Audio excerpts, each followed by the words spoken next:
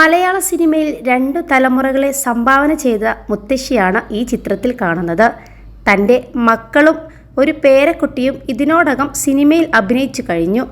അഭിനയം മാത്രമല്ല, വിനയമെന്തെന്നും പഠിപ്പിച്ച മുത്തശ്ശിയാണ് വിജയലക്ഷ്മി. പ്രായത്തിന് മൂത്തവരെ കണ്ടാൽ കാൽ തൊട്ട് വന്ദിക്കണമെന്ന പാഠം കൊച്ചുമക്കൾക്ക് പഠിപ്പിച്ചു കൊടുത്തയാളാണ് അവർ. ഈ കുടുംബത്തിൽ നിന്നുള്ള 4 പേരെ മലയാള സിനിമ സീരിയൽ രംഗങ്ങളിൽ കണ്ടു കഴിഞ്ഞു. ഇന്നും എൻ്റെ മുത്തശ്ശിയെ കണ്ടാൽ നല്ല പഞ്ഞിമിഠായി പോലെയുണ്ട് എന്ന് കൊച്ചുമകൾ കുഞ്ഞാറ്റ. കൊച്ചു കുഞ്ഞുങ്ങളായിരുന്ന നാളുകളിൽ കുഞ്ഞാറ്റയും കൽപ്പനയുടെ മകൾ ശ്രീമയും അവരുടെ മുത്തശ്ശിക്കും കലാരഞ്ജിനി, കൽപ്പന, ഉർവശി എന്നിവരുമടങ്ങുന്ന ഫോട്ടോയും സോഷ്യൽ മീഡിയയിൽ വൈറലായിരുന്നു. +2 ഡിഗ്രി കഴിഞ്ഞവർക്ക് വേൾഡ്സ് ഫസ്റ്റ് AR/VR ക്ലാസ് റൂമിലൂടെ സ്മാർട്ട് ഫോൺ എഞ്ചിനീയർ ആവാം. കൂടുതൽ അറിയാൻ വിളിക്കൂ ബ്രിഡ്കോ ആൻഡ് ബ്രിഡ്കോ.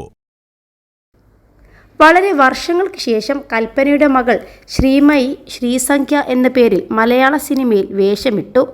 ആദ്യ ചിത്രത്തിൽ പൊടിയമ്മ എന്ന് വിളിക്കുന്ന ഉർവശിക്കൊപ്പമാണ് ശ്രീമയി വെള്ളിത്തിരയിലെത്തിയത്. ഇരുവരും ഒന്നിച്ചുള്ള ഷോട്ടുകൾ പലതും സോഷ്യൽ മീഡിയയിൽ പ്രചരിച്ചിരുന്നു. കുഞ്ഞായിരിക്കെ കുഞ്ഞാറ്റ ഏറ്റവും കൂടുതൽ അടി കൂടിയിട്ടുള്ളതും ശ്രീമയിക്കൊപ്പം ആയിരുന്നു.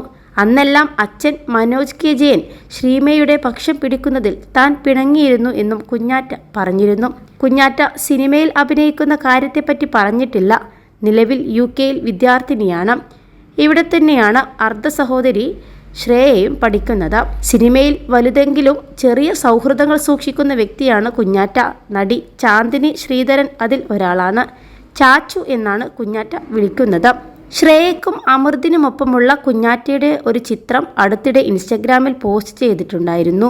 വലിയ കുട്ടിയായെങ്കിലും ഇന്നും അമ്മ ഉർവശിയുടെ പൊന്നോമനയാണ് കുഞ്ഞാറ്റ. നാട്ടിലെത്തിയപ്പോൾ അമ്മയെ കാണാനെത്തിയ ചിത്രവും താരം പങ്കുവച്ചിരുന്നു.